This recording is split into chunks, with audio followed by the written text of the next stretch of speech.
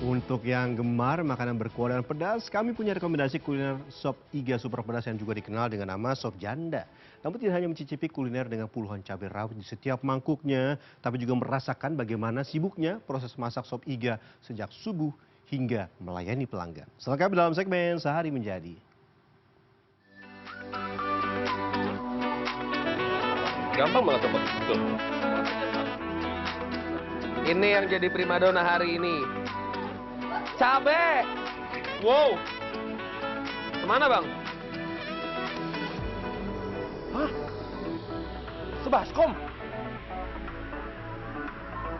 Satu ini sebaskom. Serius abang? Alamak, alamak. Waduh. Kedai makanan yang satu ini selalu ramai saat siang hari. Semua pengunjung begitu bersemangat menyantap hidangan, bahkan sampai keringetan.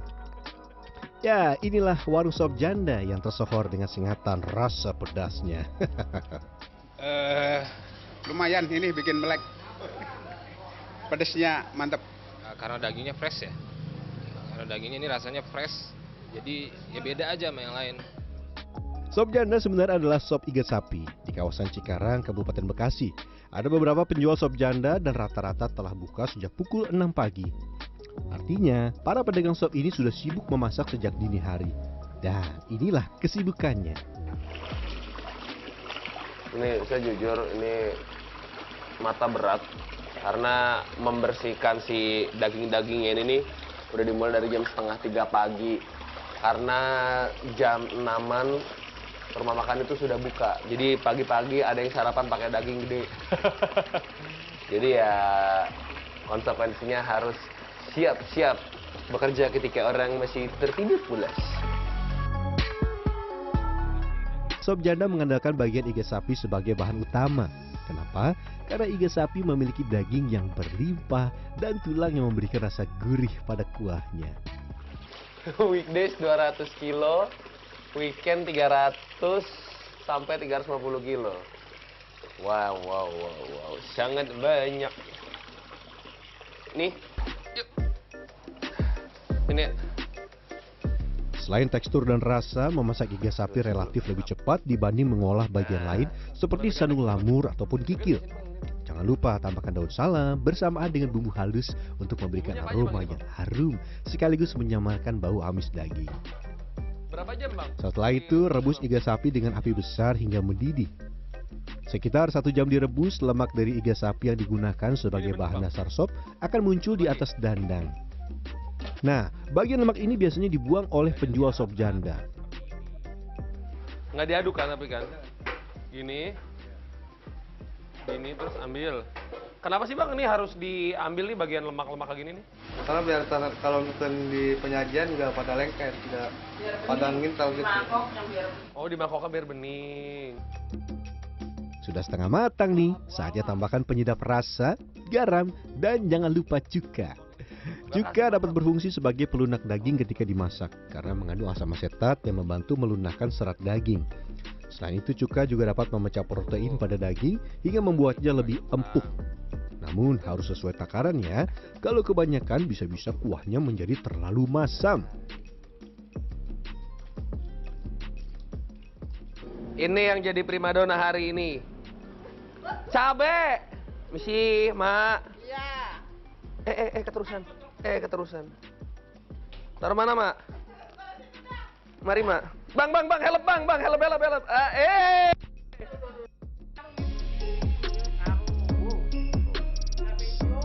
Dalam sehari setidaknya 50 kg cabai hijau habis dipakai.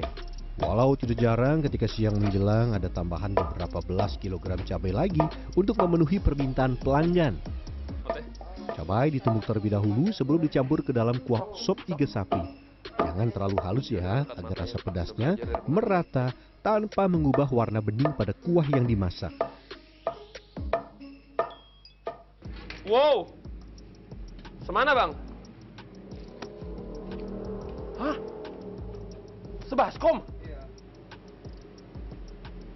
Satu ini sebaskom?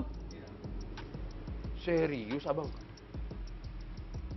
Alamak. Alamak. Waduh. Butuh waktu kurang lebih 3 jam sampai sop tulang iga atau yang disebut sop janda ini matang. Kita koreksi dulu rasa kuahnya. Coba. Ini yang versi nggak pedes dulu ya. Ya. Asem, dapet. Dan karena tadi ngegodoknya sampai 3 jam kurang lebih, jadi serasa si dagingnya berasa. Tipikal kuah yang bening. Iya. Nah ini kita waktunya coba yang tipikal kuah awo namanya nih. Pedas. Serem banget ini bentuknya, dikit aja dulu. Agak berani banyak-banyak, takut puyeng pala. Maaf nih kuahnya dulu ya, jangan pakai cabai dulu ya. Ini kuahnya aja nih. Bebe acaranya tadi kesimpan. Bye-bye nih, huha. Aduh mak, kenceng mak, cabainya mak. Lanjut, setiap mangkuk sop janda yang disajikan akan ditaburi daun bawang yang melimpah. Kita potong dulu ya. Untuk membuat potongan sama rata, bisa pakai tips yang satu ini. Ini tips dari Sima ya, gimana nggak pakai karet. Sehari bisa ngabisin 20 sampai 30 ikat daun bawang. Oh, banyak ya mak ya. Kalau kurang kagak sedap ya mak.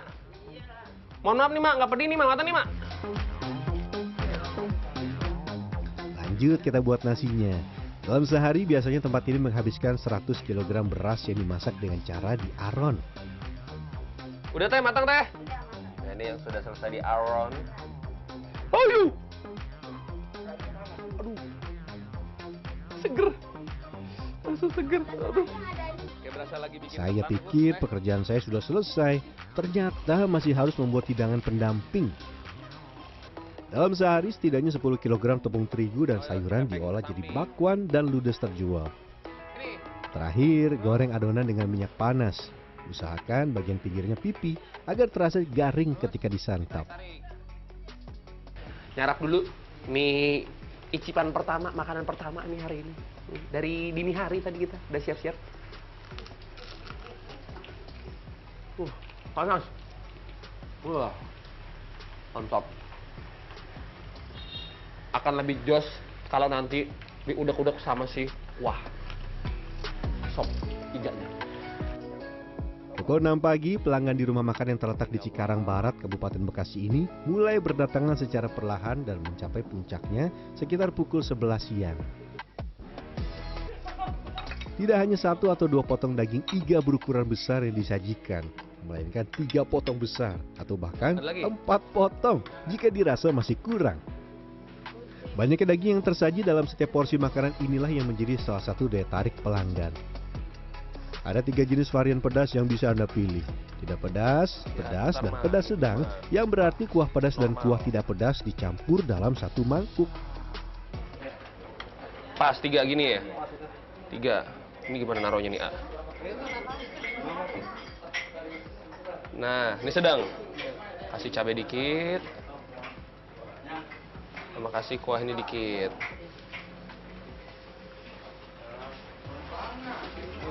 Dah, silakan Bang. Oke.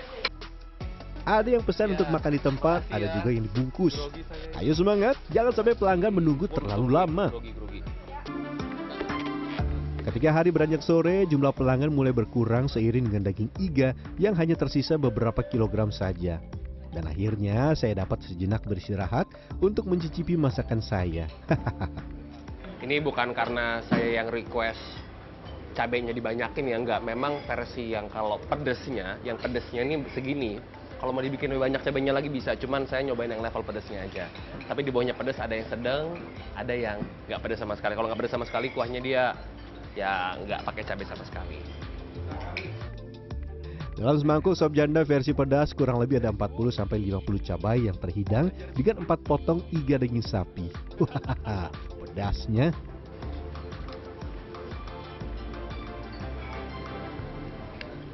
Pesan pertama ketika makan daging itu adalah empuk, gampang banget copot dari tulangnya. Tuh. Tapi yang saya suka, walaupun dia empuk, dia nggak dibikin berlebihan. Misalkan kayak yang di presto gitu loh, enggak. Dia tetap ada sensasi ketika dikunyah, tapi cenderung mudah ketika digigit. Gampang copot, tapi masih ada tekstur kenyal khas dari tulang iganya. Aduh pedes. Ada beberapa versi mengenai asal-usul sop janda. Yang paling populer adalah sop janda dicetuskan oleh seorang wanita bernama Darmi tahun 1997. Darmi yang saat itu berstatus sebagai janda mulai menjual menu sop dengan menyertakan embel-embel janda. Ternyata penamaan menu yang unik memancing rasa penasaran banyak orang hingga menjadikan sop janda populer. Dan beberapa tahun setelahnya, sang kakak, Boni, juga membuat bisnis serupa. Tercetus awalnya dulu mah pernah adek yang jualan yang sebelah sini, sop janda. Dia pertamanya janda, tuh adik saya. Gitu. Udah terus sampai sekarang ini melanjut. Dilanjutinnya sop janda. Tapi apakah Anda tahu sebelum menjual sop iga sapi, ternyata rumah makan ini awalnya adalah warung nasi. Pertama mah semua awal-awal buka mah, kalau sop mah belum begitu banyak langsung ke sini hampir udah sekitar 15 tahun lebih dah ramenya begini sop gitu. Udah jadi warteg udah pas rame gini warteg nggak ada. Salah satu tantangan adalah ketika cabai sedang tinggi. Namun untuk menjaga kualitas, pemilik usaha sop janda tidak pernah mengurangi jumlah cabai dalam masakan. Bedanya paling dari untung, biasa agak tinggian, agak menurun sedikit, kayak gitu. Harus menantang, lebih pedas, kelihatan kan cabenya gitu. Emang itu ciri khas sop janda kita, makanya nggak bisa kita kurangi cabenya. Walaupun itu cabenya mahal tetap. Satu porsi sop janda dibanderol dengan harga Rp55.000. Kalau nasi, Rp5.000 bisa sepuasnya. Tapi kalau mau kesini, jangan terlalu sore ya. Sebab tempat yang buka pukul 6 pagi ini sudah tutup sekitar jam 4 sore. Karena ludes diborong pembeli. Selamat mencicipi. Rial Fernando, Dewi Agung Yuljarto, Bekasi, Jawa Barat.